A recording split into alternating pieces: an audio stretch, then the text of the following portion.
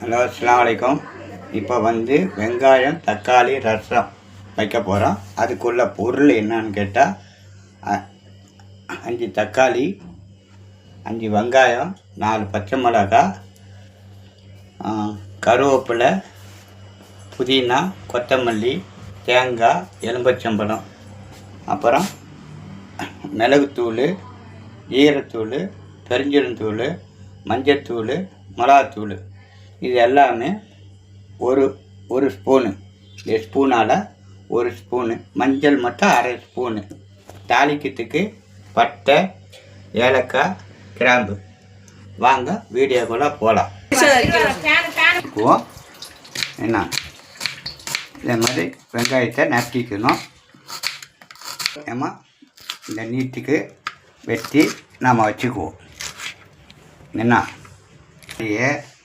அறுத்து மிக்சியில் போட்டு அரைக்கணும். அதை காட்டுறேன்.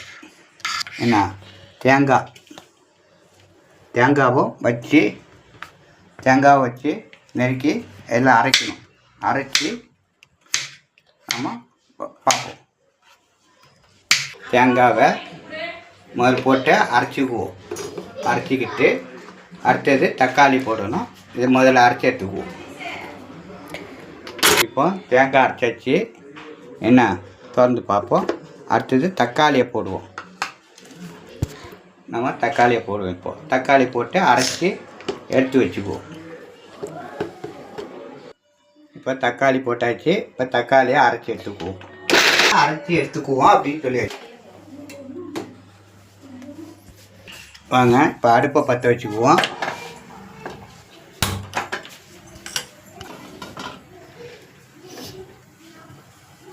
சட்டி சூடு ஏறட்டும்.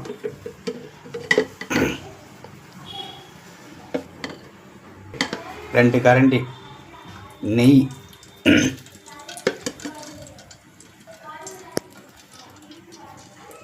இப்போ சூடு ஏறி போச்சு. கிராம்பு, ஏலக்காய், பட்டை போட்டுக்குவோம். இப்போ வெங்காயத்தை வெட்டி வச்ச 4 வெங்காயத்தை வெட்டி வச்சதையே போட்டுக்குவோம். பச்சை மிளகாயும் போட்டுக்குவோம். வதங்கி வரட்டும். வதங்கி வந்த உடனே அடுத்தது என்ன போடலான்னு காட்டுறேன். என்னங்க இப்போ இஞ்சி பூண்டு 1 ஸ்பூனு அதையும் போட்டுக்குவோம். கருவேப்பிலை, புதினா, கொத்தமல்லி போட்டு ஒரு 2 நிமிஷம் கிண்டி விடுவோம். அடுத்தது இந்த தேங்காய் அரைச்சி வச்சோம்ல, தேங்காய் அரைச்சி வச்சோம்ல, அதை ஊற்றி ஒரு 2 நிமிஷம் அதில் கொஞ்சம் இதாகட்டும். அந்த வெங்காயம், தக்காளி, வெங்காயம் இந்த வாடை போகிற வரைக்கும் கொஞ்சம் அடுப்பில் இருக்கட்டும். ஒரு 2 நிமிஷம்.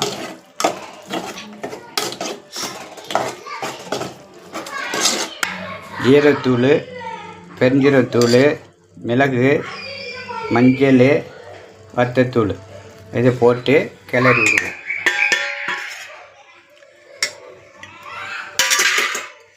உங்களுக்கு காரம் தேவையான அளவுக்கு உங்கள் காரம் வச்சுக்கலாம்.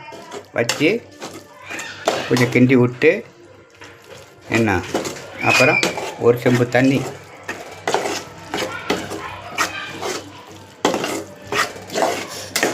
பாருங்கள். எவ்வளோ மனமாக எவ்வளோ இதாக வச்சு பாருங்கள். நீங்களும் வச்சு பாருங்கள். இப்போது இதால் ஒரு செம்பு தண்ணி ஊற்றி கொதிக்க விடணும். நல்ல மணமாகவும் இருக்கும். உங்களுக்கு ரசமும் நல்லா இருக்கும். செஞ்சு சாப்பிட்டு பார்த்துட்டு கமெண்ட்டில் இது பண்ணுங்கள். கொதிக்கட்டும். கொதித்து இறக்கும் போது நான் உங்களுக்கு காட்டுறேன். இப்போது மூடி போட்டு மூடி வைப்போம். இப்போ பாருங்கள், மூடியை திறப்போம். பாருங்கள் ரசம் எவ்வளோ அழகாக கொதித்து வந்துடுச்சு. எவ்வளோ மணமாக இருக்குது. இப்போ அதுக்கு தேவையான ஒரு 1/2 ஸ்பூனு பெருங்காயம், தேவையான உப்பு போட்டு ஒரு கிண்டி இறக்கிட்டு அது ஸ்டவ்வை கேஸை ஆஃப் பண்ணிவிட்டு என்ன பாதி எலும்புச்சம்பழம் வச்சுருக்குறோம், அதை புளிவோம். இப்போ அடுப்பை ஆஃப் பண்ணிடுவோம். ஒரு கொதி வந்த உடனே வந்துடுச்சு பாருங்கள், மணமாக இருக்குது. நீங்களும் சாப்பிட்டு கமெண்ட்டில் சொல்லுங்கள்.